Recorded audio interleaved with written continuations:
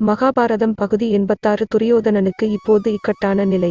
ஒரு சிறு பையன் இத்தனை பேரை அழிக்கிறான் என்றால் துரோணர், கிருபாச்சாரியார், கர்ணன், அஸ்வத்தாமன், சகுனி போன்ற மாபெரும் சக்திகளையெல்லாம் புறமுதுகோடச் செய்கிறான் என்றால் அர்ஜுனன், பீமன் போன்ற மகாசக்திகளுக்கெல்லாம் நாம் எப்படி பதில் சொல்லப் போகிறோம் என்ற கவலையுடன் நின்றபோது மாவீரன் கர்ணன் அவன் முன்னால் வந்தான். துரியோதனன் அவனிடம், கர்ணா, அபிமன்யு நம்மவரை துவம்சம் செய்கிறான். இப்போது அர்ஜுனன் அவன் அருகில் இல்லை, அவனும் அவனோடு சேர்ந்து விட்டால் நம் தோல்வி எழுதப்பட்டதாக ஆகிவிடும், ஏதாவது செய். அபிமன்யுவை கொல், இதைத் தவிர நான் உன்னிடம் சொல்வதற்கு வேறு ஏதுமில்லை என்றான். கர்ணனும் அவனது கட்டளையை ஏற்று அபிமன்யு முன்னால் சென்றான். தன் பலம் முழுவதையும் திரட்டி அபிமன்யுவிடம் சண்டையிட்டான். அபிமன்யு அப்போது ஒரு தேரில் இருந்தான். அந்த தேரை நொறுக்கிய கர்ணன் சாரதியையும் கொன்றான்.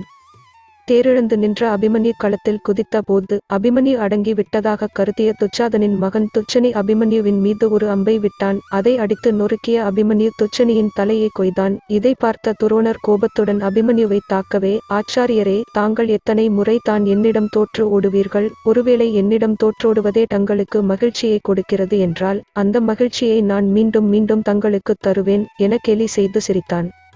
இந்த கேலி துரோணரின் கோபத்தை மேலும் கிளறவே அவர் அர்த்த சந்திர பானம் ஒன்றை அபிமன்யு மீது தொடுத்தார்.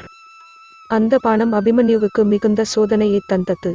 பல சாகசங்களைச் செய்ததும் பல்லாயிரக்கணக்கான வீரர்களை வீர சுவர்க்கம் அனுப்பியதுமான அந்தச் சிறுவனின் வலது கை வாளோடு சேர்த்து துண்டிக்கப்பட்டு தரையில் விழுந்தது. இதோடு அபிமன்யு தொலைந்தான் என்று எல்லாரும் எதிர்பார்த்த வேளையில் இவன் தெய்வமோ என்று ஆச்சரியப்படும் வகையில் கீழே கிடந்த தன் தேர்ச்சக்கரத்தை இடது கையால் எடுத்த அபிமன்யு தன் தாய்மாமன் கிருஷ்ணர் தனக்கு கற்றுத் தந்த மந்திரம் ஒன்றை சொல்லவே அந்த சக்கரம் சக்ராயுத்தம் போல் அவன் கையில் சுழன்றது. துரோணரும் மற்ற பகைவர்களும் விட்ட அம்புகளை அடித்து நொறுக்கியது. துரோணர் அவனிடமிருந்து தப்பித்தால் போதுமென தோல்வி முகத்துடன் திரும்பிவிட்டார். இப்போது துரியோதனன் ஜெயத்ரதனை, சிந்துதேச அரசன், அழைத்து, வீரனே, உனக்கு சிவபெருமான் அளித்த கதாயுதத்தால் அபிமன்யுவை கொன்றுவிடு என்று கட்டளையிட்டான். ஜெயத்ரதன் அந்த கதாயுதத்துடன் அபிமன்யு முன்பு வரவே அவன் தன் கையிலுள்ள சக்கரத்தை வீசிவிட்டு தனது கதாயுதத்தை எடுத்தான். இடது கையில் வைத்திருந்தாலும் கூட இருவரும் சமபலத்துடன் மோதினர். பலமுறை ஜெயத்ரதன் தோல்வியின் விளிம்பிற்குச் சென்று திரும்பினான். மிகவும் சோர்ந்து போனான். ஆனால் ஒரு கட்டத்தில் அபிமன்யு சோர்வடைந்த நேரமாக பார்த்து அவனது கழுத்தில் கதாயுதத்தால் ஓங்கி அடிக்க அபிமன்யுவின் தலை துண்டிக்கப்பட்டது.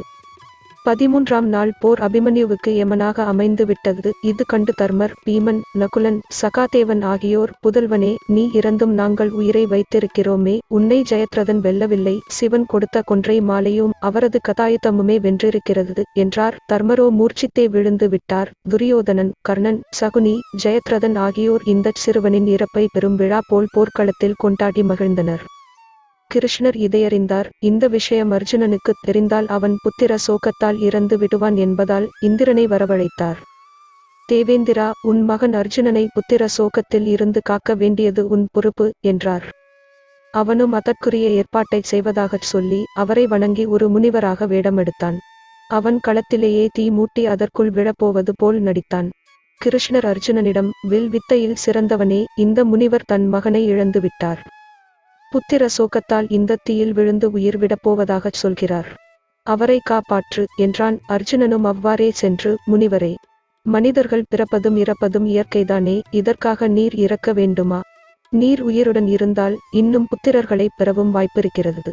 வாழ்வின் உண்மையை பிறருக்கு எடுத்துச் சொல்லும் முனிவரான நீரே இப்படி செய்யலாமா? மேலும் புத்திரர்கள் இறந்து விட்டால் எந்த பெற்றவராவது அவர்களோடு இறந்து போனதுண்டா என்றான். அப்போது இந்திரனாகிய முனிவன், ஏ அர்ஜுனா, பிள்ளை பாசம் பற்றி உனக்கென்ன தெரியும்? இருப்பினும் நான் உன் சொல் கேட்கிறேன். உனக்கு ஒருவேளை இப்படி ஒரு நிலைமை ஏற்பட்டால் நீயும் சாகக்கூடாது. அந்த உறுதிமொழியை தருவாயா என்றான். அர்ஜுனன் நடந்துள்ள விபரீதம் புரியாமல் சரி என சத்தியம் செய்து கொடுத்தான். பின்னர் முனிவர் அங்கிருந்து சென்று விட்டார். இப்போது தான் கிருஷ்ணர் உண்மையை உடைக்க முற்பட்டார். அவரது கண்களில் இருந்து கண்ணீர் சிந்தியது. இது கண்ட அர்ஜுனன் கலங்கி விட்டான். கண்ணா, மைத்துனரே, உமது கண்களில் கண்ணீரா? ஏதோ விபரீதம் நடந்துள்ளதோ என்று மனம் படபடக்க அவரை ஏறிட்டு பார்த்தான்.